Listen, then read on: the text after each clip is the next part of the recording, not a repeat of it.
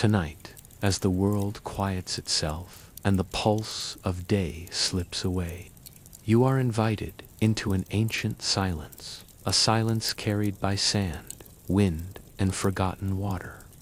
The story you will hear is not of conquest or ruin, but of remembrance, the slow remembering of a river that once carved the lifeblood of a civilization, now buried beneath layers of dust and time. Before the Red Sea had its name, and before the great incense road stitched Arabia to the Mediterranean, there was Saba, a kingdom born of sunlight and water. They say the river that ran through its heart did not simply flow, it sang. Its voice shaped cities, nourished gardens, and whispered prayers into the night. But one day, it fell silent. The people forgot its song. And so, the land began to forget itself. Let your breathing soften, let your eyes close, and as your mind drifts between wakefulness and sleep, imagine yourself standing at the edge of that forgotten riverbed, where stories lie like stones, waiting to be uncovered by the gentle hands of time. The tale begins. In the southern stretch of the Arabian Peninsula, where the desert burns like gold by day and cools to silver at night, lies the echo of an empire. The kingdom of Saba, or Sheba, as later tongues would call it, once rose from this arid expanse, defying logic, birthing green terraces from thirsty ground. The secret was water, not just any water, but the water of Emrib.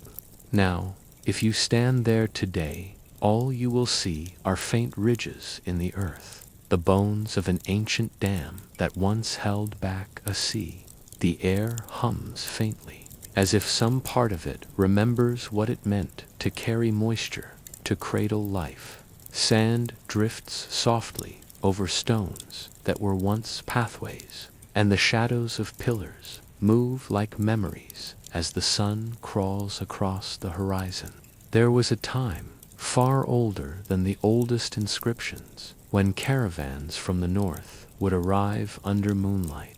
Their camels bore gifts, frankincense, myrrh, ivory, gold dust from Ophir. They spoke of distant lands, of Babylon and Jerusalem, of gods that demanded smoke and song. But here in Saba, worship was quieter. They prayed not with sound but with stillness, in reverence to Almaka, the moon god who guarded the night. The city of Ma'rib thrived because of the great dam, a wonder of stone and engineering that captured the brief rains and fed miles of orchards. Every drop of that river was accounted for, measured, respected, for water was not merely survival, it was divinity. But the river, like all living things, had moods. Sometimes it sang too loudly. The floodgates trembled, and water leaped free, carving through crops, dragging soil away. Other times it fell silent for seasons, curling into itself beneath the earth, leaving the people to stare at an empty bed where life used to move. Still, the Sabians waited. They believed that the river's silence was sacred, a gesture of rest. They built altars to its spirit, carved prayers into the dam's walls. One such inscription remains today, worn by centuries. To the one who listens beneath the sand, may the flow return. It is said that the priests of Almaka could hear the river even when no one else could. They would press their ears against the stone, listening to the deep murmur that rose from below. And when they lifted their heads, they would smile faintly. The river dreams, they would say, and the people, comforted, would go back to tending their terraces, their faith unbroken. Centuries passed like drifting dunes. The dam was rebuilt again and again, 6 times, perhaps more, each reconstruction layered upon the memory of the last. And with every cycle, a little more of the old language disappeared. The carvings that once spoke clearly now looked like waves of meaningless lines. The priests died. Their apprentices forgot the songs. The wind began to speak louder than men. Somewhere along this slow unraveling, the river began to forget itself too. Its channels filled with silence, its name dissolved in the air. And though the people still called it Wadi Dana, they no longer remembered what Dana meant. The river's true name, the name it once whispered to the moon, was gone. Even now, in the deep of the desert night, if you walk where the old terraces meet the ruins of the dam, you might hear it faintly, a hum, a tremor under the soles of your feet. That is not the sound of wind, that is memory, that is water dreaming of itself. Nor end with dawn. They arrived softly, like a long breath let out by the earth, and lingered in the silver hue of their moon god, Almaka, the watcher of time, the keeper of tides that did not reach the sea. To the people of Saba, Almaka was not a god of command, but of rhythm.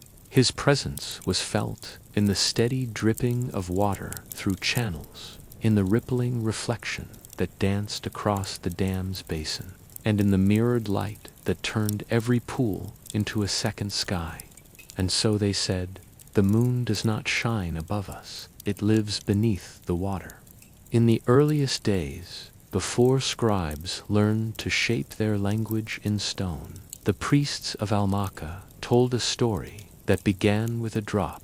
A single drop of water, they said, fell from the moon one night, landing in the heart of the desert. Where it touched, a spring was born, small, trembling, eternal. From it came the river that shaped their world. That drop, they believed, was not an accident. It was a promise, a covenant between sky and sand. Every month, when the moon rose full and clear, the priests would gather at the edge of the dam. Their garments were pale linen, their hands dusted with crushed resin and cedar ash. They would face the water and stand in silence. No chanting, no fire, only stillness, listening. The sound of the desert breathing, the water sighing, the soft rustle of palms, that was their prayer. Once a year, during the long dry season, the high priest would speak the ancient words. He would stand upon the central platform, a massive stone slab engraved with the phases of the moon, and call into the night. Almaka, the mirror of waters, return to us what we have forgotten. May your reflection remain unbroken. The echoes of that prayer would travel across the plain, bounce against the distant cliffs, and fade into the dark, like a thought that never quite found its end. But one season, the reflection did not appear. The water, still and waiting, offered no image of the moon. The surface remained black, flat, and empty. The priests waited, the farmers waited, and when the moon moved across the sky, its light did not enter the basin. They called it the night without reflection. It was a strange thing. The moon still glowed above, bright and round, but it seemed to have turned its face away from its earthly mirror. The elders whispered that it was an omen, though no one could say of what. The younger priests pressed their palms to the water, hoping to feel the familiar pulse beneath it, but felt nothing. Over the next months, small changes began to appear. The air grew drier. The rains came late. The palms bore fewer dates. A faint dust began to settle upon the canal stones, like a thin veil. The people spoke less. The nights grew heavier, and the old songs. In the city's temple, a towering structure of white limestone blocks, an inscription was carved. When the moon forgets its water, we must remember in its place. It was meant to be a comfort, but the comfort was fragile. The children no longer played by the river's edge. Fishermen pulled their nets from shallow pools that once teemed with silver life. At dusk, when the light softened into the warm hue of figs and dust, a faint hum could still be heard, the same hum that once rose from deep beneath the riverbed, but now it trembled, weak and irregular, like a heartbeat unsure of itself. The high priest, an old man named Yathril, began to dream of the moon descending, sinking beneath the dam, calling his name from below the surface. In his dream, the moon's face was cracked. Water seeped from the fractures, each drop landing upon sand that turned instantly to glass. He woke every night with his throat dry, the taste of dust sharp upon his tongue. Yathril believed that the moon was trying to speak, but the world had forgotten how to listen. One morning, before the sun rose, he took a copper bowl and filled it with what little water remained at the base of the channel. He placed it on a flat stone before the temple's entrance and waited for the first ray of dawn.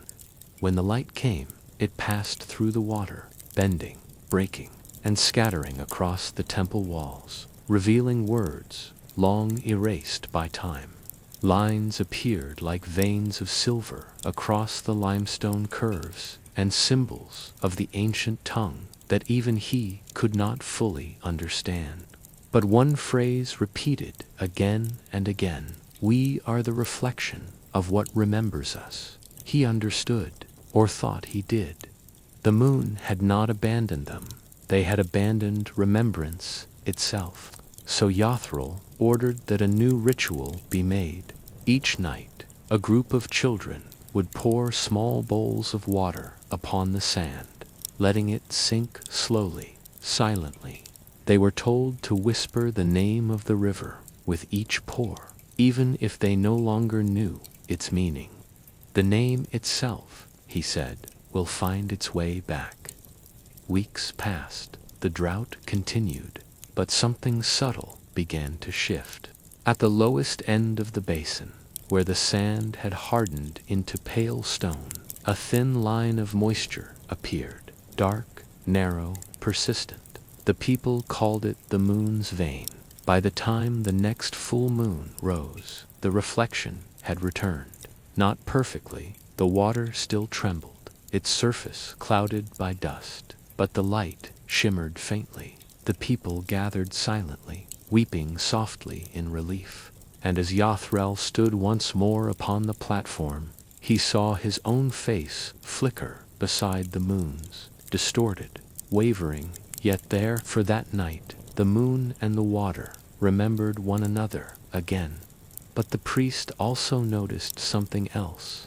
When the reflection trembled, it formed ripples that moved in patterns, concentric circles that never fully faded, as though a hand beneath the surface kept stirring the water from below. And within those ripples, faint symbols appeared, not letters, not words, but shapes that echoed the carvings on the temple walls. He leaned closer, his breath still, his eyes half closed. The symbols pulsed once, then vanished. That was the night Yathril first spoke of the moon beneath the water. He said the reflection was not merely an image, but a doorway, a thin surface where two memories touched. Above, the world that forgets; below, the world that remembers. His words spread through Saba slowly, like light across dunes at dawn. And while many dismissed it as the poetry of an old man, a few began to believe that the reflection was alive, that beneath the stillness of the dam, something waited, watching, dreaming.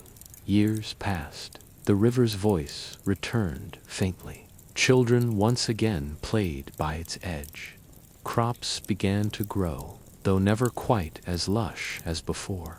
But at night, when the moon shone brightest, the elders would not let anyone gaze too long into the water. They said the reflection had begun to look back, and sometimes, if one stared too long, they might see not their own face, but the face of someone long gone, smiling faintly through the ripples. There are sounds that the desert does not give freely. Some are stolen by the wind before they reach the ear. Some sink into the dunes, swallowed whole, never to return. And some, the rarest of all, remain alive beneath the surface, waiting for a listener patient enough to hear them through silence itself. After the night of the reflection's return, the people of Saba believed that the moon had forgiven them. The basin held light again. The air felt softer, but Yathril, the old priest, could not rest. He sensed that what had been restored was not what once was. The water's voice was faintly wrong. It sang in a pitch just below hearing, a kind of vibration that made his bones hum when he stood near the edge of the dam. He began to dream not of the moon anymore, but of a sound moving beneath the sand, deep, rhythmic, and endless. He would wake at dawn and walk barefoot through the dry canals. There, where the stone cracked from heat, he pressed his ear to the earth. Sometimes, if the world was still enough, he heard it, a low murmur, like wind through hollow reeds, yet slower, thicker, older. It came and went with the breath of the morning air. The elders said he was losing his hearing. The younger priests whispered that the moon had chosen to speak only to him, but Yathril said nothing. He knew the sound was real, because the animals had begun to listen, too. The herons that once nested by the marshes had returned, their long legs leaving faint trails in the silt. The foxes of the dunes now stopped at twilight, ears tilted to the ground, as if waiting for something. Even the wind seemed quieter when the sound began. It was not a song, not in the way humans sang. It was older, wordless, circular. Sometimes it echoed like the soft roll of thunder in distant hills. Sometimes it shimmered like a low chant just on the edge of meaning. Yathril began calling it the song beneath the sand. He tried to explain it to the temple scribes. They listened for hours, pressing hollow reeds against the ground, trying to capture what he heard. But when they lifted the reeds to their ears, they heard only silence. "Perhaps it is not sound at all," said one of them, a young acolyte named Mari. "Perhaps it is memory, the kind that speaks without voice." Yathril nodded slowly. He had come to the same thought. He remembered an old proverb carved upon the oldest gate of the temple. The sand does not bury what it loves. It hides it from those who are not ready. If the river had forgotten its name, perhaps the desert had been keeping it safe, humming it softly until someone remembered to listen. So Yathril gathered the remaining priests and farmers who tended the channels. He told them to stand across the valley in a long line, from the broken dam at Emrib to the far edge of the dry marshes, and to close their eyes. "Do not listen for words," he said. "Listen for what the silence hides." They stood in the early heat, wind brushing their robes, sand shifting beneath their feet. For a long while there was nothing but the sound of breath and the faint hum of insects. Then, from far below, came a tremor, like the slow turning of a great wheel beneath the earth. A vibration so deep that it felt like time itself stirring. It was gone in moments. But when they opened their eyes, they saw that the dunes ahead had changed shape, as if something beneath had moved, pushing them gently aside. That night, the villagers spoke in whispers. Some claimed to have seen faint lights under the sand, like silver threads moving in slow spirals. Others said the sound followed them home, humming softly beneath their floors as they slept. The children said the desert was singing to itself, remembering its own stories. Yathrul returned to his chamber and began to record what he could recall. He wrote with a dull reed on clay tablets, pressing careful lines and dots that represented not words, but intervals of rhythm, pauses, tones, lengths of silence. What he created was not writing, not quite music, something between the two. He called it the script of sleep. Each mark represented the breath of a pause between two unseen worlds. As weeks passed, he began to notice a pattern. The sound was strongest when the moon waned, when light grew scarce. And on those nights, if he poured a bowl of water upon the ground, the hum would deepen, as though the sand recognized the gift. The priests began to follow his practice. At night, they would walk to the dunes, carrying jars of water and small bronze bowls. They would pour slowly, one drop at a time, listening for the hum to change. And always, beneath the hiss of the sand, there came a tone, faint, circular, comforting. It began to spread through the city like a kind of quiet ritual. People would gather in their courtyards and pour water into the dust before sleep, waiting for the earth to sigh in return. They began to dream differently. Their dreams were slower, less scattered, filled with images of silver rivers and forgotten walls. Some said they dreamt of a city beneath the sand, perfectly preserved, every pillar intact, lit from within by pale light.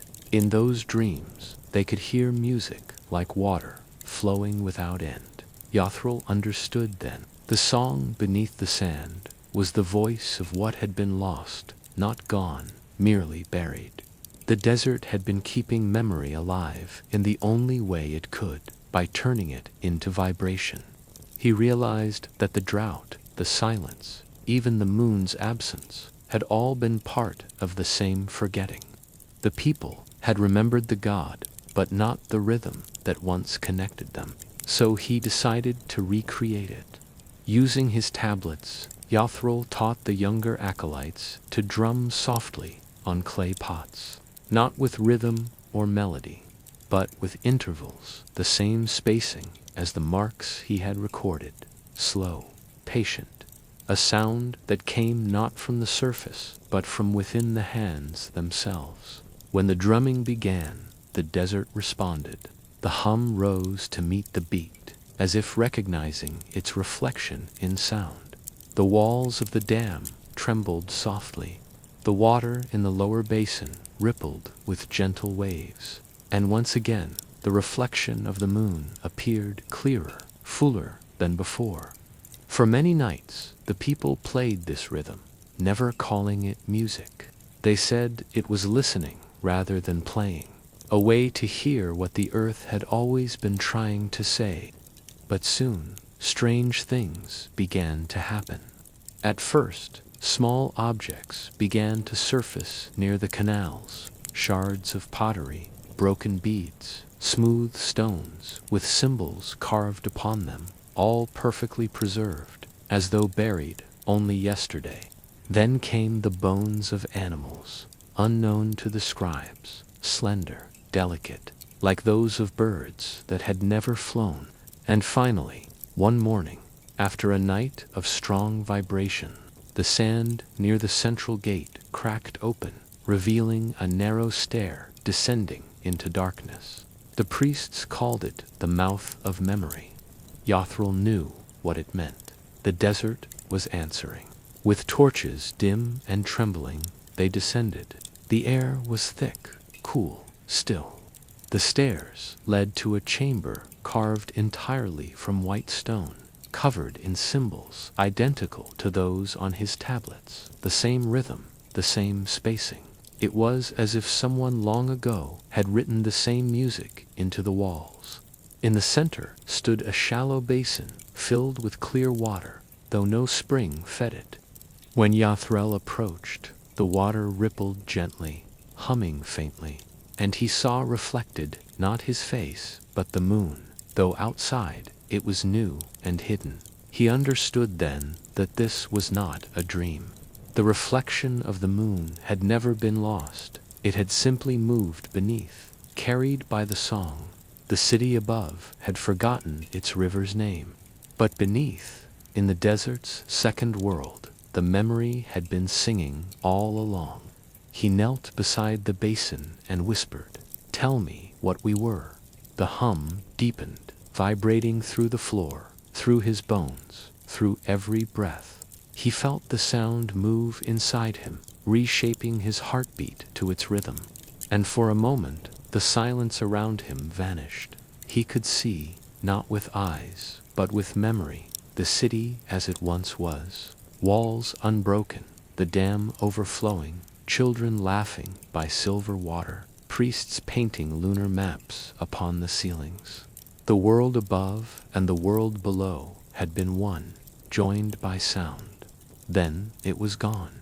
The vibration faded. The chamber dimmed. Only the faint rippling of water remained. Yathrel stood, tears tracing the dust on his face. He knew he could never explain what he had seen, only feel it and teach others to listen. When he returned to the surface, the dawn had already begun to glow. He told the people of what he found. They did not question, they did not doubt, they only listened. And for the first time in many years, the desert felt alive again, humming softly beneath every step. That night, as the people slept, the moon rose without reflection. It no longer There is a kind of memory that belongs not to the mind, nor even to the soul, but to the dust. It is not written, not spoken, and cannot be taught. It lingers in the spaces between footprints, in the hush between heartbeats, and unlike human recollection, the dust remembers without choice. It carries every touch, every fall, every silence, unchanged, unjudged. When the people of Saba awoke the morning after the song beneath the sand, the air itself felt altered. It moved slower, thicker, as if heavy with unseen thought. Even the dawn light seemed quieter. Children said the shadows had grown longer, though the sun had not yet risen high. The elders said the desert was thinking, not in words, but in breath. Yathrel, the old priest, stood by the gate where the stair had opened and watched dust swirl in the faint wind. The opening had filled itself again overnight. Where once had been a stair descending into white stone, there was now only smooth sand, as if the earth had exhaled and erased the memory of its revelation. But the hum was still there. If one pressed a palm to the ground, one could feel it, soft, cyclical, endless. The people wanted to uncover the stair again. They brought spades and baskets, torches and rope, but Yathrel forbade it. The desert closes what it is not done remembering, he told them. If we dig before it has finished dreaming, we will awaken it wrong. And so they waited. Days turned to weeks. The song beneath the sand softened, sometimes fading entirely, then returning like a sigh. But something else began to happen, small, subtle, unnerving. The dust itself began to shape memory. At first, it was only noticed by the potters. Clay would not hold the forms it once did. Bowls that were smooth the night before cracked into patterns resembling flowing water, as if the earth was redrawing what the hands had forgotten. Then the scribes saw that their tablets would sometimes carry markings they had not made, faint curves and dots etched during the night, always repeating the same rhythm found on Yathrel's old scripts. No matter how many times they erased the clay, the patterns would return by morning. The people whispered that the dust was teaching itself to remember, learning from the song, from the moon, from the silence. One afternoon, a merchant from the coast arrived in Saba, bringing cloth, copper, and stories. He had not heard the song, nor seen the moon's reflection, yet he felt something strange upon crossing into the valley. His sandals sank deeper into the soil than before. Each step felt heavy, as though walking through dreams rather than sand. He told Yathrul, "Your land is soft beneath the feet. It clings to me even when I wash." Yathrul smiled faintly. "It has learned to hold," he said, but he wondered, quietly, what it would hold next. That night, while the merchant slept near the temple gate, the wind rose suddenly, though the moon was still.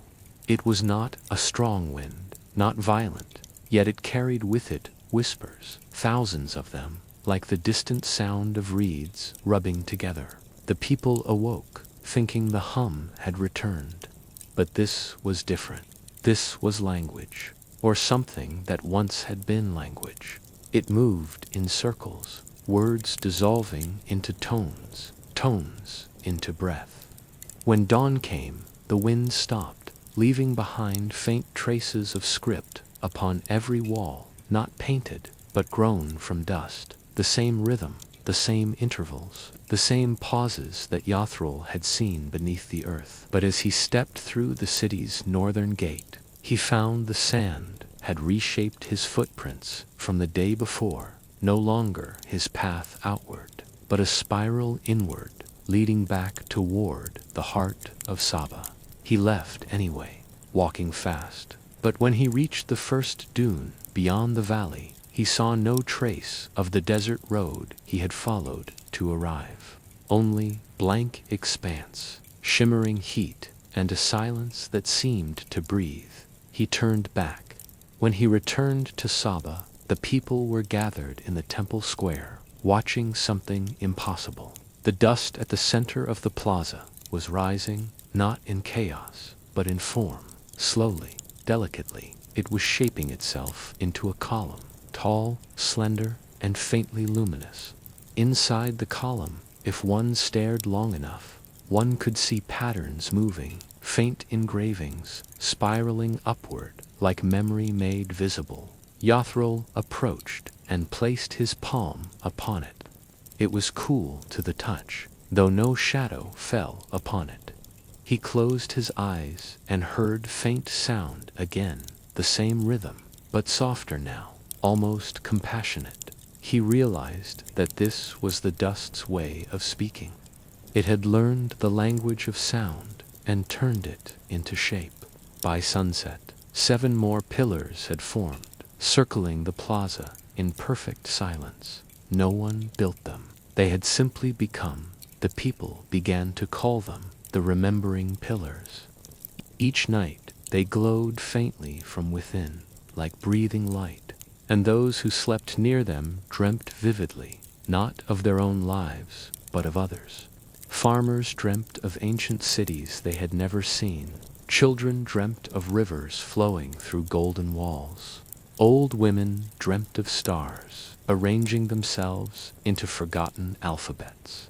The dreams were not frightening, only strange, like memories borrowed from the world itself. But with every new dawn, the air grew heavier.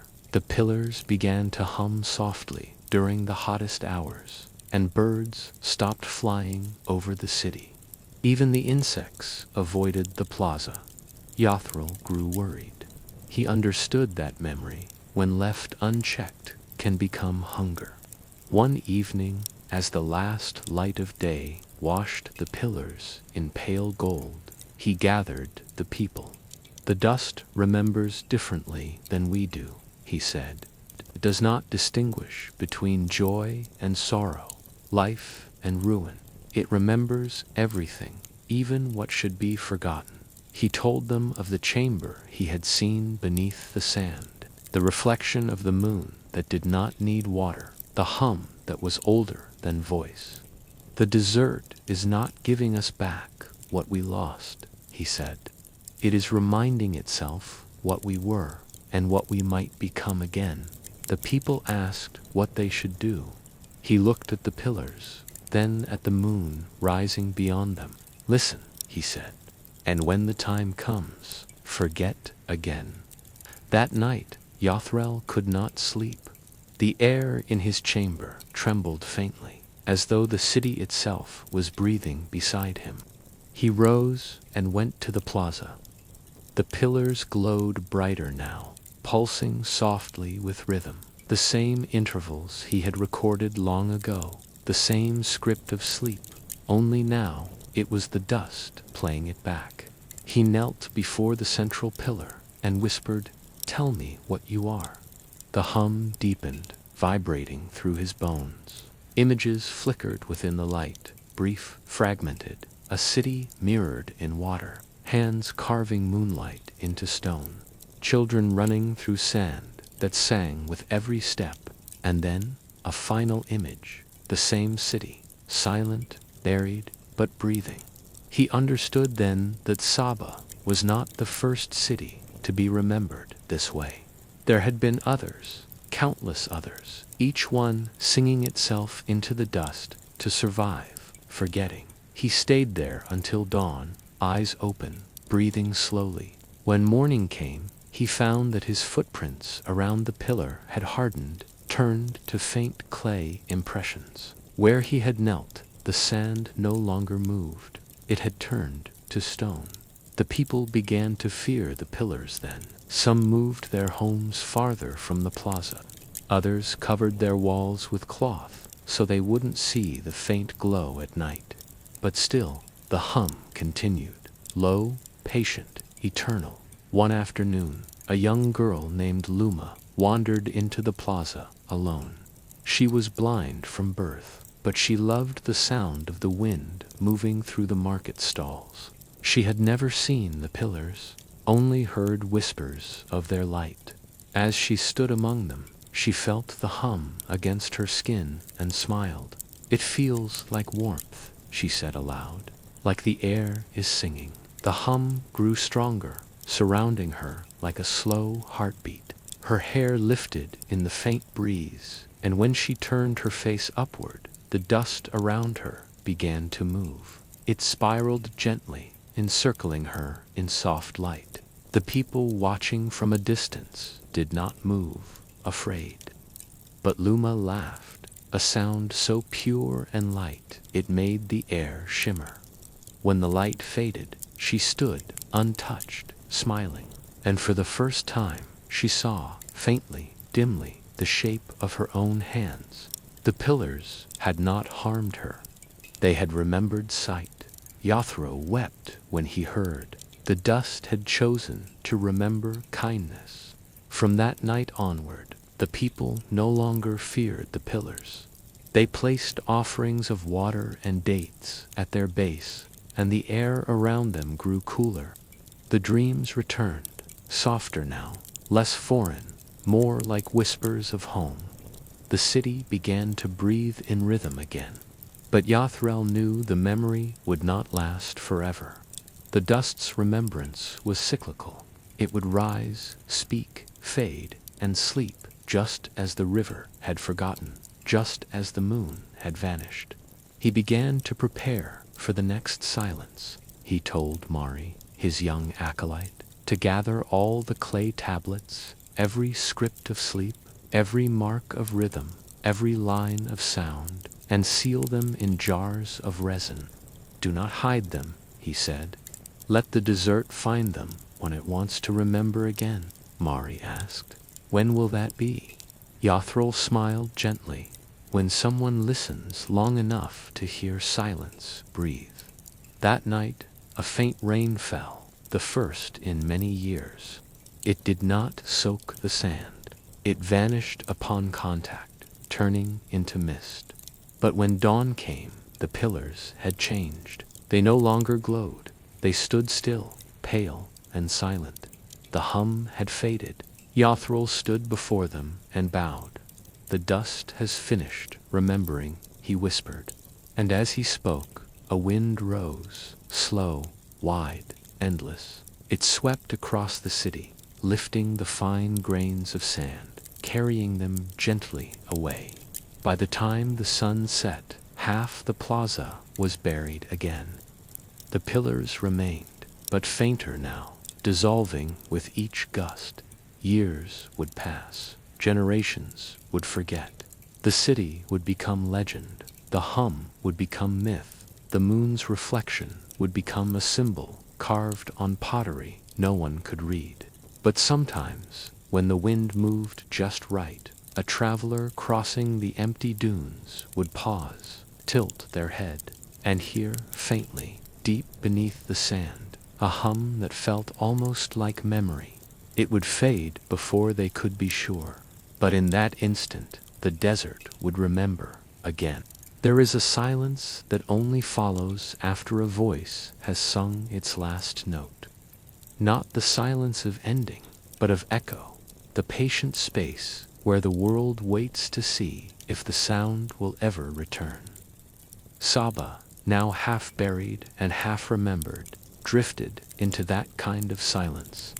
The dust no longer hummed, the pillars no longer glowed, and the river, if it had ever truly flowed, was again only wind disguised as memory.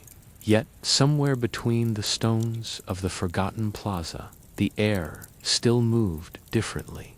When it passed through the hollow arch of the old gate, it trembled with a faint vibration, like a sigh caught between centuries. That was the echo, soft, fragile, eternal. The desert had stopped speaking aloud, but it had not forgotten how to listen. Mari, now older than Yothro had been when the pillars first rose, still tended the sealed jars of memory. He kept them beneath the temple's fractured roof, away from heat and light, guarding them as if guarding dreams. He spoke to them sometimes. It was foolish, he knew, yet it comforted him. He believed the desert could hear through the clay. Each morning, before the sun bled over the dunes, he would trace the old markings Yothrel had taught him, the slow spiral, the double curve, the 3 small dots that meant breath. He did not write words anymore. He wrote pauses, intervals between thought and sleep. Once, a traveler came, a woman with hair the color of burnt amber and eyes like faraway rain. She carried with her no caravan, no animals, no guard, only a staff carved from olive wood and a thin tablet bound in cloth. She found Mari at dawn, kneeling beside the pillar remains. "Are you the keeper?" she asked. Her voice was soft, like someone remembering a song rather than speaking. Mari nodded. "I am the listener," he said. "The desert has no need for keepers." She smiled. "That is good, because I came to return what it gave." From her cloth bundle, she unwrapped a fragment of stone, its surface etched with the same spiraling patterns that marked the old jars. Mari felt his breath slow. "You found this beyond the dunes, in the west," she said, "where no wind dares to rise. The earth there hums at dusk, softly, like water trapped in sleep." She placed the fragment on the sand between them. Immediately, the air shifted.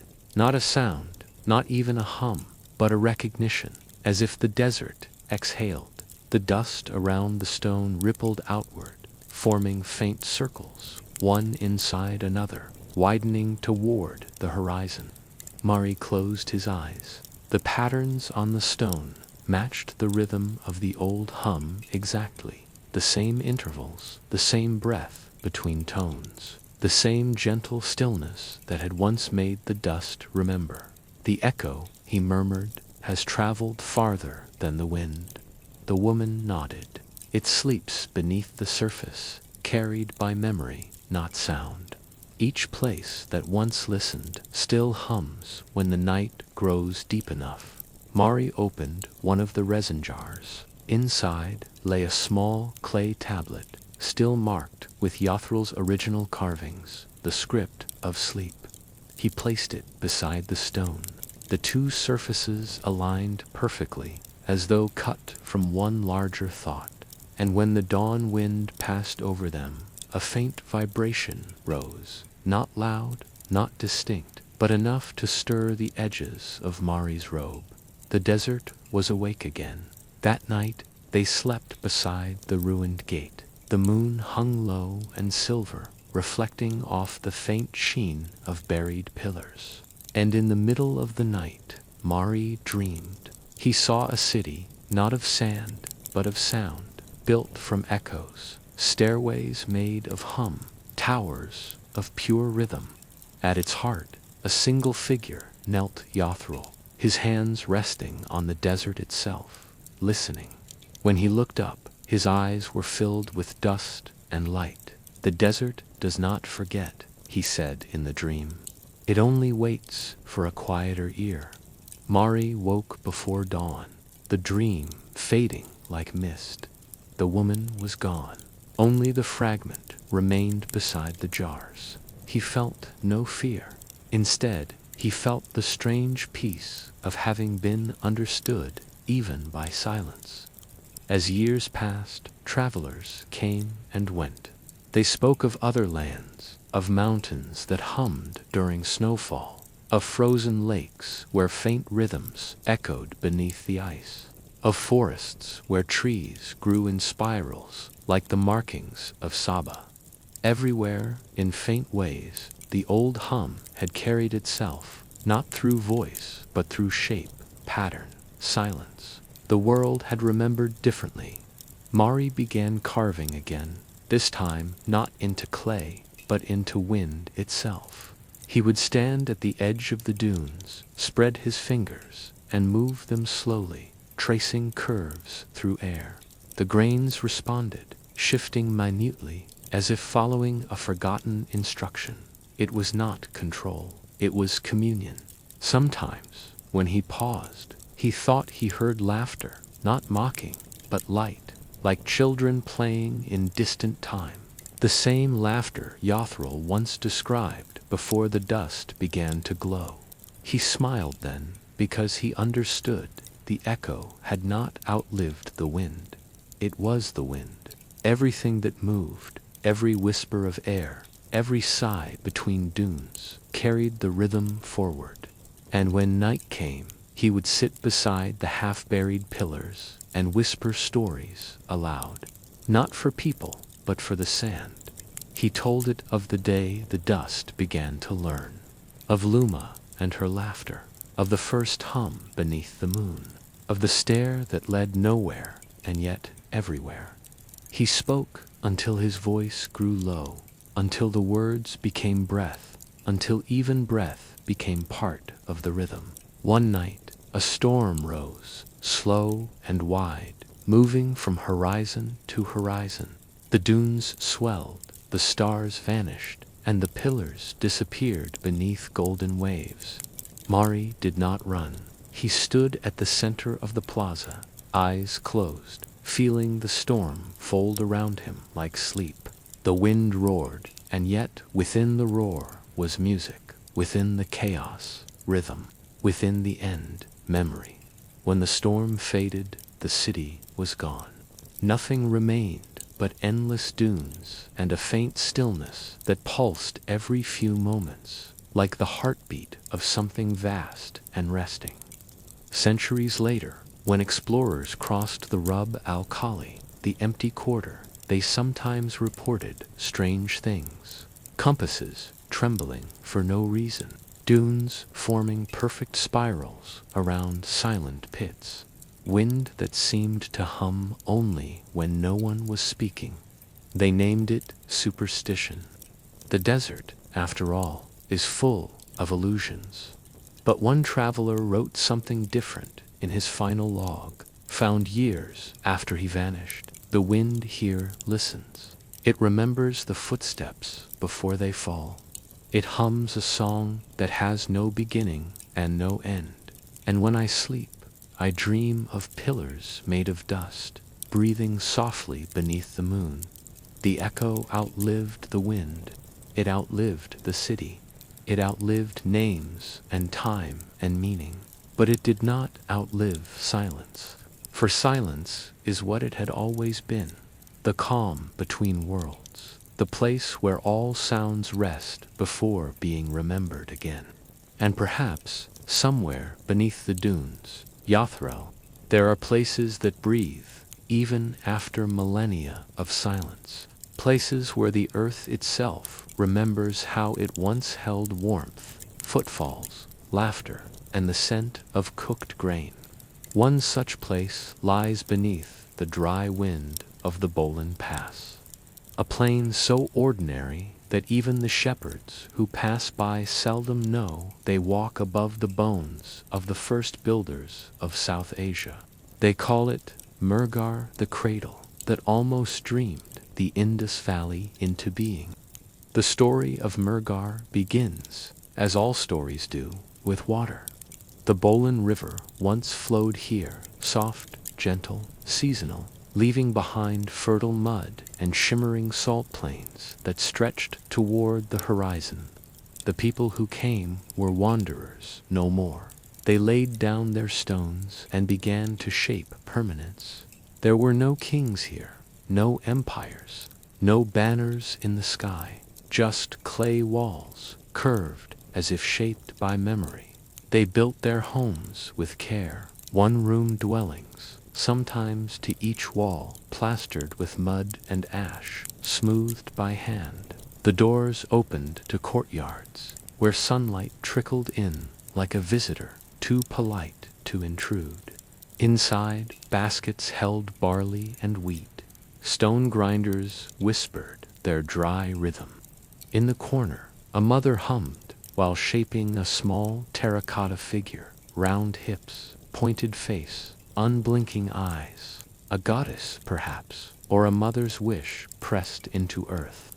Archaeologists found those figures later, thousands of years after they were made, buried in layers of dust and silence. Some stood intact, others broken at the waist, but all of them still carried warmth, as if time had not yet cooled them.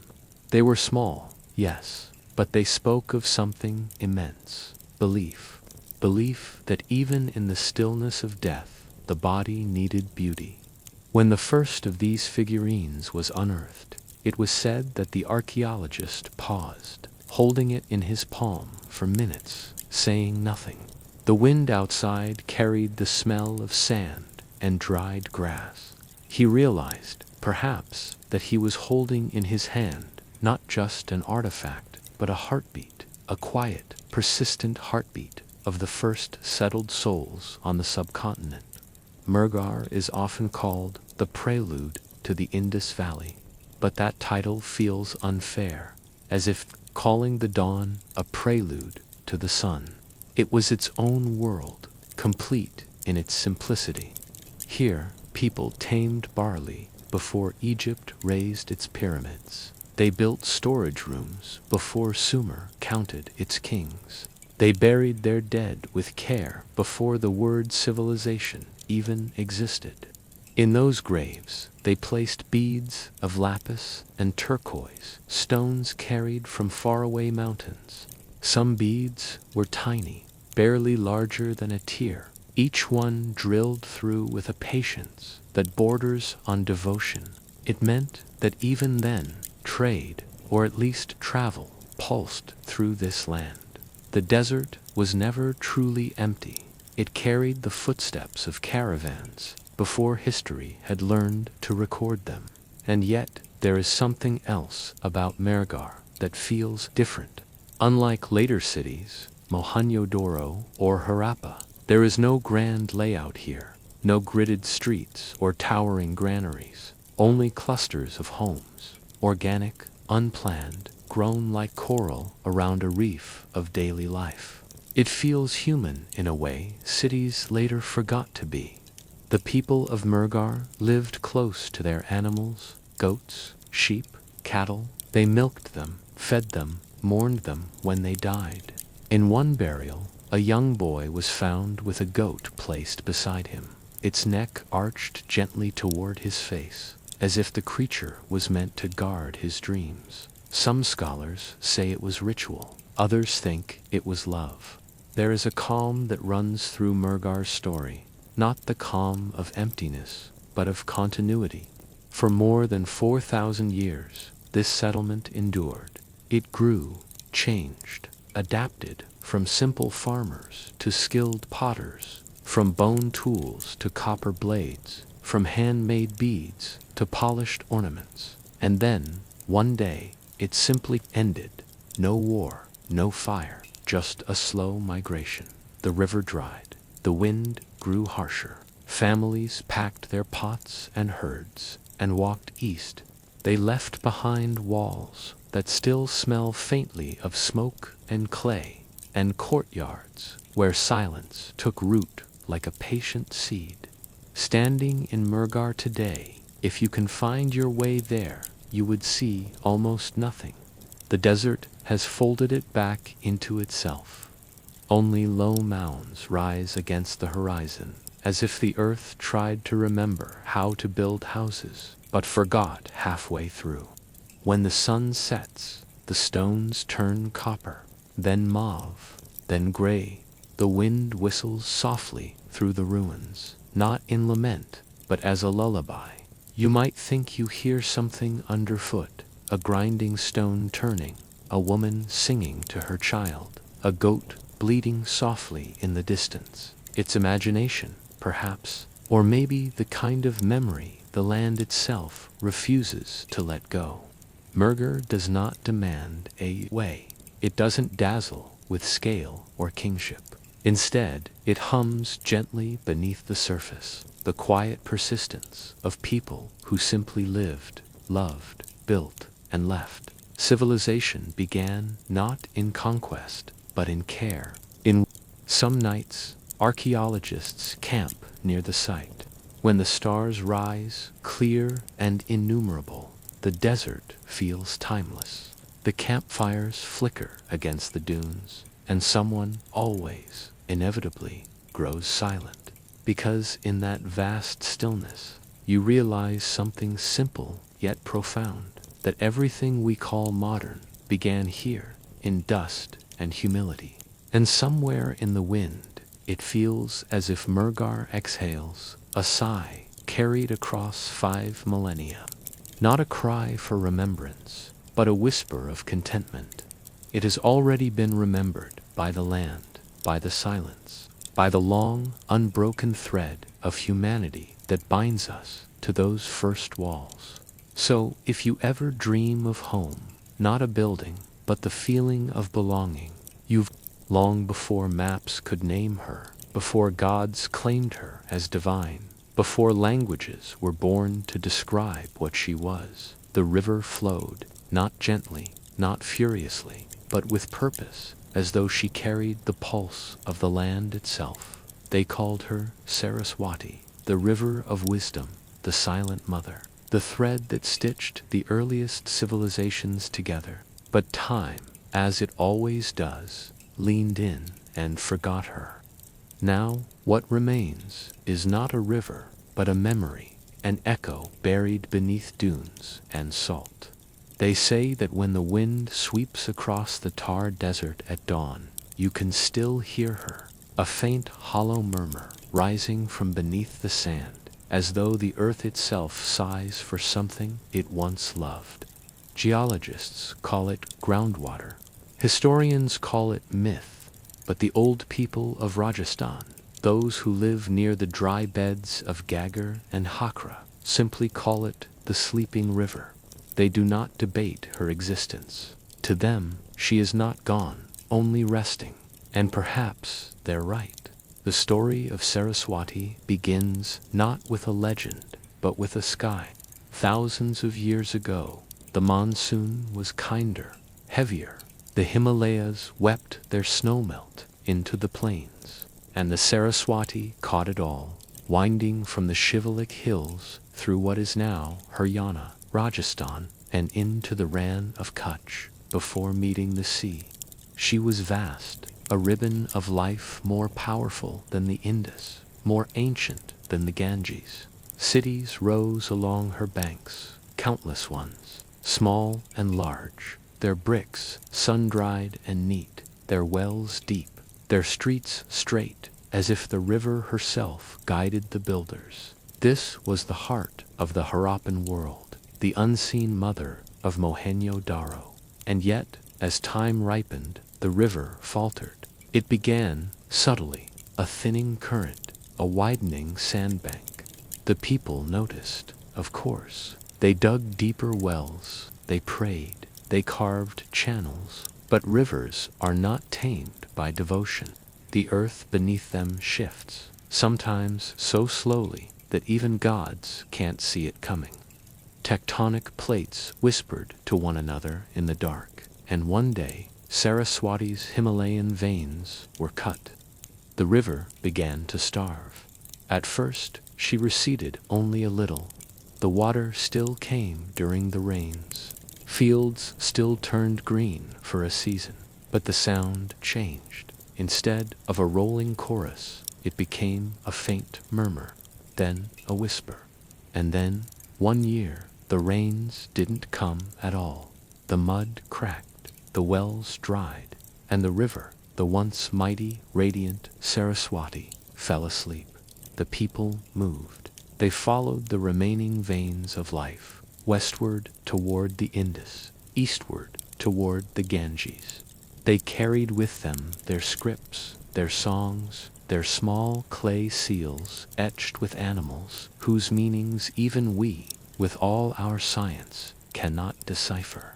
Civilization migrated, but the echo remained. The beds of dry clay that once held water became ghost roads. When the moonlight hits them just right, they gleam faintly, like a path drawn for spirits. Pilgrims still walk them today, unknowingly tracing the very arteries that once fed an entire world. Centuries later, poets began to remember her in verses. In the Rig Veda, one of the oldest hymns ever sung, she is described as Ambatame, Nadatame, Devatame, the greatest of mothers, the greatest of rivers, the greatest of goddesses. But by then, the river was already gone. The poets remembered her, not as a presence, but as a longing. Her image transformed, no longer a river of water, but of wisdom. She became a metaphor for flow of thought, of language, of the mind's quiet rhythm. And perhaps that is what happens to all things when they vanish. They turn into ideas, soft and immortal. Today, satellite imagery reveals a dry scar running through the desert, a faint trace that still holds moisture deep below. Scientists have found ancient riverbeds buried 30 meters under sand, where shells and freshwater fossils rest in perfect silence. Somewhere down there, perhaps Saraswati still hums to herself, not gone, merely waiting for time to remember her name again. But there's something eerily soothing about this forgetting, because what is a sleep story, if not the act of surrendering memory for a while? The Saraswati didn't die.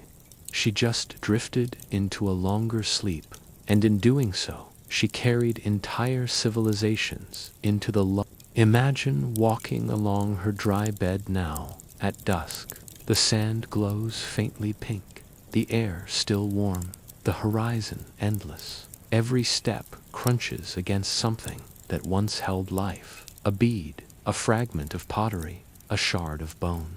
The wind moves slowly, like breath through a flute. You close your eyes, and for a moment, the desert blurs. You can almost hear her, water sliding over stones, children laughing, a distant song rising from a village fire. It fades before you can grasp it fully, like a dream dissolving on waking. This is how memory survives, not in sound, but in suggestion, not in presence, but in absence. Saraswati lives because she was forgotten. In her vanishing, she became eternal. There's an old tale the locals tell of a traveler who once followed the dry bed, hoping to reach the sea. He walked for 7 nights, guided only by starlight. On the 8th night, when his water ran out, he lay down beside a dune and whispered to the sand, "Show me where you sleep." They say he dreamed of a vast, shimmering river flowing through a valley of light. He woke to find his footprints erased, and the air thick with moisture, as if it had just rained. No one ever saw him again. Some believe he found her. Others say he became part of her dream. In modern towns built over her old channels, Sirsa, Calibangan, Hanamanger wells still taste faintly sweet, as if the river's ghost has never quite left. During festivals, women pour milk into the sand as an offering, whispering prayers that the river may one day return. It's not superstition, it's memory disguised as faith. The earth remembers what it once carried, and perhaps when night falls and the stars hang low over the desert, the wind carries more than dust. Perhaps it carries the faint hum of water still flowing, not in the world we see, but in the one that dreams below it. Every civilization, no matter how great, eventually becomes an echo. But echoes are how the world keeps speaking, even when no one's left to listen. So tonight, as your breath slows and the noise of the day fades, imagine lying beside that ancient bed of sand. Let the wind pass over you like a lullaby from another age. The dunes rise like waves, the stars ripple like reflections. You are small, weightless, and infinite, just another traveler listening to the river that forgot its name. And as your thoughts drift, remember, some rivers never die. They only turn inward, flowing beneath the surface, carrying dreams instead of water. And perhaps that's what sleep really is. The Saraswati of the soul, a quiet current beneath the noise of waking life, moving endlessly toward the sea of stillness. When the wind changes direction over northern Syria, it carries with it a strange scent, not of salt, nor of grass, but of something older. It smells faintly of parchment, of baked clay, of history once whispered aloud. There, near the ruins of Tel Marduk, lies what remains of Ebla, a city that once spoke to gods, kings, and traders in a language the world forgot for 4,000 years.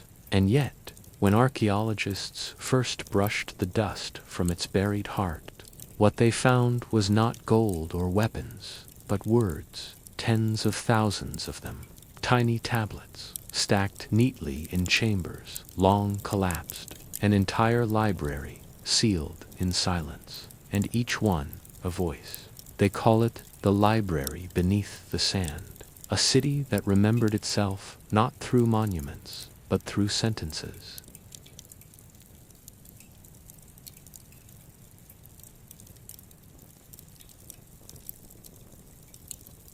The workers had been digging through a mound that locals believed to be cursed, a place where tools vanished overnight and goats refused to graze. But when the first carved tablet emerged from the soil, everything changed. More followed, then more.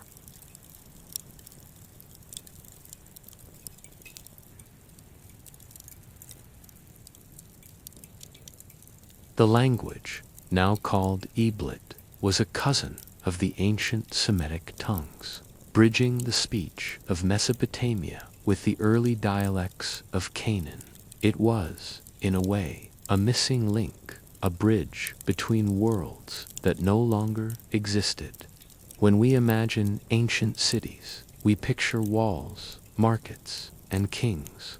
But Ebla's heart was not its palace. It was its archive. Room after room, filled with clay shelves, neatly organized by topic, trade records, diplomatic letters, hymns, myths, and inventories. The librarians of Ebla, yes, they existed, labeled each tablet's edge with small inscriptions, the ancient equivalent of spine titles.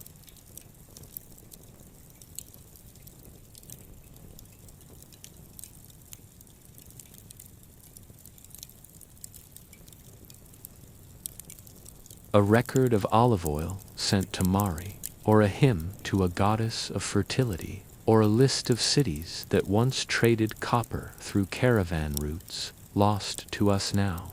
He writes slowly, carefully. Among the tablets were myths, stories of creation, of gods forming man from dust and breath. One hymn begins with the words, "Lord of heaven, Lord of earth, who gives breath to clay and light to shadow." It sounds familiar, doesn't it? As if the same melody hummed its way into later tales, Sumerian, Hebrew, even the whispers that shaped the Old Testament.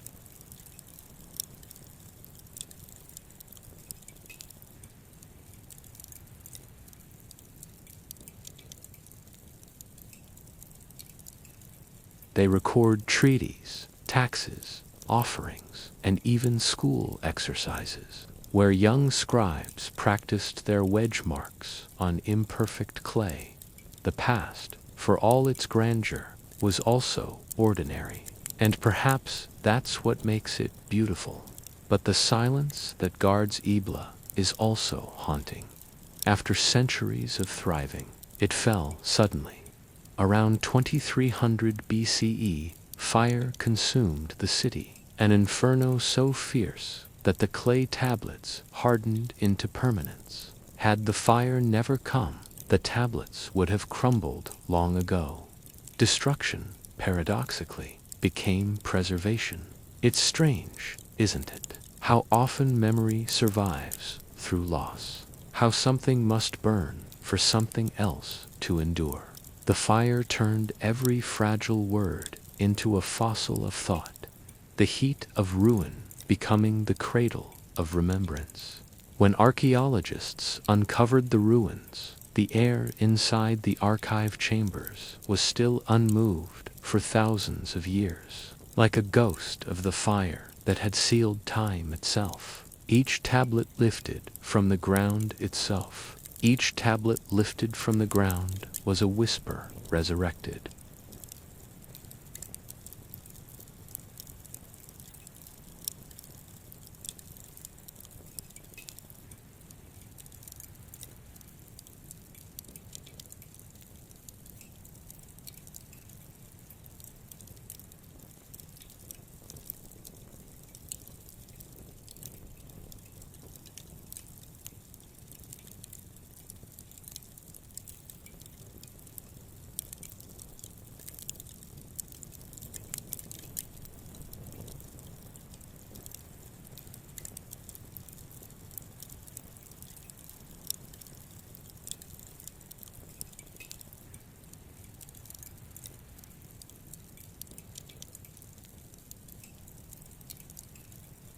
It's not revelation, it's whispering.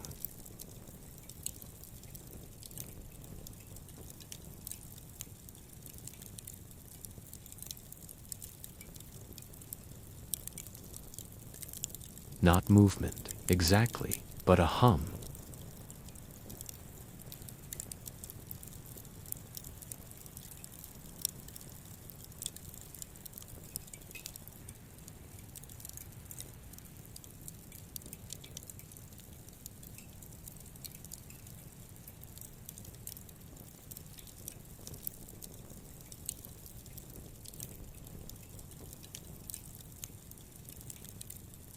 Breathe in slowly. Exhale the noise of the present. In the southern deserts of Oman, where dunes stretch like frozen waves, there lies a whisper of a city. A city that once shimmered in the heat, then vanished as though it had never been, leaving behind only legends, a handful of glass, and a question. They called it Iram of the Pillars, Uber, the Atlantis of the sands. For 1,000 years, it lived in stories. A city so rich it glittered in the sunlight, so proud it defied the desert, until the earth itself swallowed it whole. No one knew if it ever existed, until, one night, the sand began to give back what it had taken. The desert's breath, the rub al-khali, the empty quarter. It is the largest continuous sand desert on Earth. A vast, breathless expanse of dunes, taller than cathedrals and deeper than valleys. For centuries, Bedouins crossed it by instinct alone, steering by stars, guided by the sound of their camels' feet sinking into silence. They spoke of a city that once lay beyond the dunes, a city built on frankincense, ruled by giants, punished by God. Iram of the Pillars, the Quran calls it, whose people were tall as date palms, whose pride brought the storm. The story says they built towers so high they scraped the sky, and when arrogance took root in their hearts, the winds turned against them. 7 days and 7 nights of sand, until nothing remained but dunes, and the faint glimmer of glass beneath them. For centuries, Uber remained a myth, a mirage stitched into faith, poetry, and folklore. Explorers searched for it, the way dreamers search for meaning with conviction, without proof. In 1930, a British explorer named Bertram Thomas crossed into the empty quarter, convinced that somewhere beyond the horizon, the lost city still waited. He carried maps drawn from stories, and stories drawn from dreams. But all he found was wind. The desert gave no answers, only silence, and mirages that melted as he approached. He wrote later, "The dunes move as if alive. They swallow roads, erase footsteps, and when the wind sleeps, they whisper back what they've eaten." The fall of Uber, what kind of city could vanish entirely, swallowed so deeply that even its ruins became a rumor? According to the old traders, Uber stood at the heart of the frankincense route, that precious resin once worth more than gold. Caravans from Dhofar and Yemen brought the resin north to Egypt, Mesopotamia, and Rome. And in the middle of that path, Uber rose a fortress of wealth built on scent and sand. It was said that its towers shone white under the sun, carved from limestone and coral, its gates guarded by stone lions, its wells deep enough to touch the bones of the desert. But pride, like heat, expands until something cracks.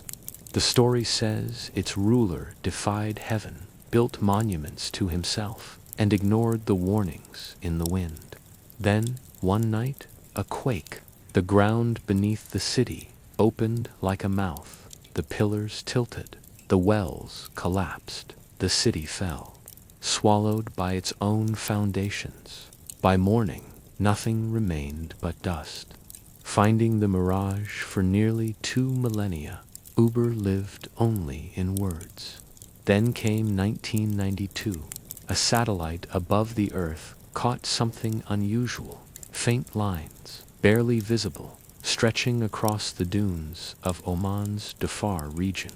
They looked like ancient caravan routes, paths carved by feet and hooves over centuries. And all those paths converged at a single point. A team led by Nicholas Clapp, an archaeologist and documentary filmmaker, followed the signal. With ground radar and excavation crews, they arrived at Shimmer, a small oasis, and there, beneath layers of sand and collapsed stone, they found the remains of towers, wells, and walls, a city that had fallen into a vast sinkhole. Was it Uber? Maybe, maybe not. The Bedouins who lived nearby simply said, "This is the place that fell." The site revealed evidence of trade, fortifications, and burned pottery from over 2,000 years ago. It was clear that something powerful once stood here, and that its destruction had been sudden. To the scientists, it was geology. To the poets, it was justice. To the desert, it was silence. Another story folded back into the dunes. The glass beneath in the sands, near the ruins, explorers found something strange. Pieces of green glass, smooth and sharp-edged. glittering beneath the surface. At first, they thought it was man-made, perhaps remnants of pottery or smelting. But analysis revealed something else. The glass had been formed by temperatures exceeding 1800 degrees Celsius, hotter than any ancient furnace could achieve. Only one thing could create such glass in the middle of a desert: a meteor impact. Thousands of years ago, a meteorite must have struck the region, melting the silica sand into glass, scattering fragments across the desert floor. Some of that glass was even fused into the walls of nearby ruins. The city that dreamed of touching heaven had the mirage that dreamed, but Uber was never just a city. It was an idea, a mirage born of longing. Each time explorers thought they'd found it, it shifted, a reflection of what they needed it to be. To the faithful, it was a warning against pride. To the historians, proof of trade and empire. To the wanderers, a promise that even the desert hides memory. And perhaps, in a sense, it never truly vanished. Because the idea of Uber, of something grand and glittering and lost, lives in every story of human ambition. We all build towers, name them eternal, and watch time melt them quietly into sand. If you stand in Dhofar today, the air is heavy with frankincense, that same smoky sweetness that once perfumed the ancient world. And when the wind rises over the dunes, you might see the faint shimmer of light over the sand, a reflection that bends and vanishes as you walk toward it. Some say that's the soul of Uber, still dreaming of the towers it lost. Others say it's just heat. But maybe mirages are the earth's way of remembering. Images of what once was, replayed through sunlight and dust. The sound of disappearance. The archaeologists who worked at Shimmer reported something curious. Every evening, when the wind began to move, the sand around the site would vibrate faintly. Not a rumble, not a quake, just a low hum. They called it the singing dune. When microphones were placed near the sinkhole, the sound was revealed to be a sustained tone around 40 hertz, the kind of frequency you don't hear but feel in your bones. It's as if the city, buried deep, still resonates, its wells breathing, its stones sighing softly in the dark. One night, during the excavation, a sandstorm rose without warning. The wind tore through tents, swallowed tools, erased footprints as fast as they were made. When the team returned the next morning, the camp was gone, buried under a fresh dune. Only the sinkhole remained, gleaming faintly in the sun. Clapp later wrote in his journal, "It is one thing to uncover a city. It is another to feel it closing again around you. The sleep of sand all deserts dream. They breathe in centuries and exhale silence. Each dune is a moving archive, a library of light and wind. The ruins of Uber drift within it, slowly rearranging, each gust erasing one memory and revealing another. Sometimes, from above, satellite images show faint outlines beneath the dunes, geometry too precise to be natural.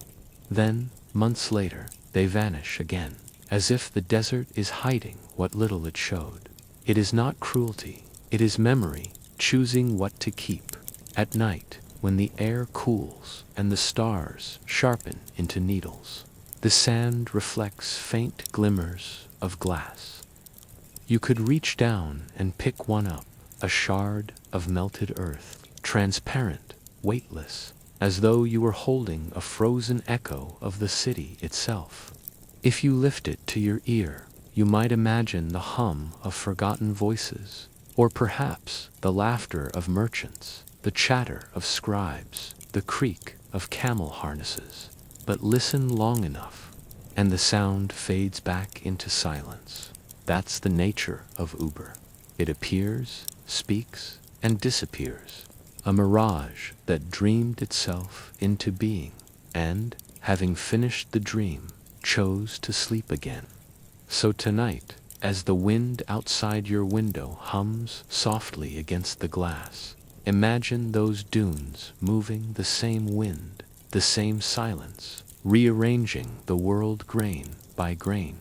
The lost city isn't lost, it's just sleeping, waiting for the right kind of quiet to remember itself. Breathe slowly. Let the sand settle. The morning came slowly, almost unwillingly. The horizon unfolded like an eyelid hesitating to open, unsure if it wanted to wake. The desert was quiet again, not silent, but still in that old, knowing way, as if the air itself had grown thoughtful overnight. The excavation site stood unchanged at first glance. The dust had settled. The tools lay where they had been left, half buried in fine sand. The wind moved faintly, whispering across forgotten carvings. Nothing seemed alive here, and yet everything seemed to remember. Dr. Armin sat beside the largest stone tablet, the one the team had unearthed days ago, the one they had come to call the Waiting Stone. Its surface was no longer just an object of study. It had become something else entirely, a mirror of sorts, one that reflected not faces, but time itself. He ran his hand along the smooth edge, tracing the symbols that had confounded every expert. They were neither hieroglyphs nor cuneiform, not pictographs or phonetic marks. And yet, in some deep part of him, they made sense. Not through translation, but through intuition, like remembering a song you've never heard before. The others had gone back to the city. The desert, after all, was unkind to those who sought quick answers, but Armand remained. He told them he wanted to take a few final notes to document the erosion marks before the wind changed direction again. That was true, but not the whole truth. What he didn't say, what he couldn't say, was that he felt the stone wanted him to stay. For days he had listened to it, not literally, of course. Stones do not speak, but this one carried a silence that was heavier than noise, a silence that had the density of memory. He began to write in his journal, the last entry for what was once a professional project, but now felt more like a confession. The stone has no origin, or perhaps it has too many. It was not carved by any hand we know. It bears no tool marks, no chisel residue, no erosion consistent with known climates. It is, in a sense, impossible, and yet it sits before me, under the same sun that will one day erase my own name. He stopped. The wind shifted slightly, carrying grains of sand across the tablet. The symbols seemed to shimmer in the faint light, almost rearranging themselves, though he knew it was just the trick of exhaustion. He hadn't slept properly in 3 nights. He poured a little water over the stone's surface, a habit by now. The moisture brought out the engravings, darkening the grooves. The symbols looked like constellations, a small, precise geometry. Circles within circles, and at the center, a single, unbroken line.